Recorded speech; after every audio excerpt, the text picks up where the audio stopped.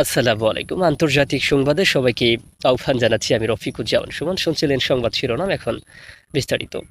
ফিলিপাইনের দক্ষিণাঞ্চলে ৭.৮ মাত্রার শক্তিশালী ভূমিকম্পে নিহতের সংখ্যা বেড়ে ১৯ জনে পৌঁছেছে।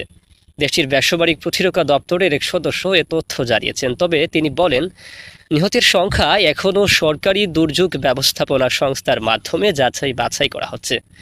এ ঘটনায় অন্তত ৭ জন নিখোঁজ রয়েছেন। এছাড়া আহত হয়েছেন কমপক্ষে ১২৯ জন।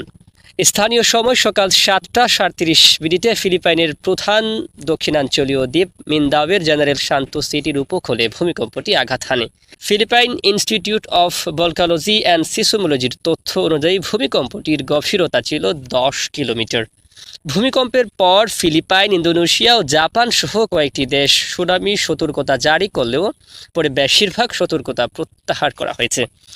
ফিলিপাইনের প্রেসিডেন্ট ফার্দিনান্দ মার্কোস জুনিয়র সংশ্লিষ্ট সব সরকারি সংস্থাকে দ্রুত ব্যবস্থা নেওয়ার নির্দেশ দিয়েছেন। একই সঙ্গে উপকূলীয় এলাকার বাসিন্দাদের নিরাপদ ও উচ্চ স্থানে সরে যাওয়ার আহ্বান জানিয়েছেন তিনি।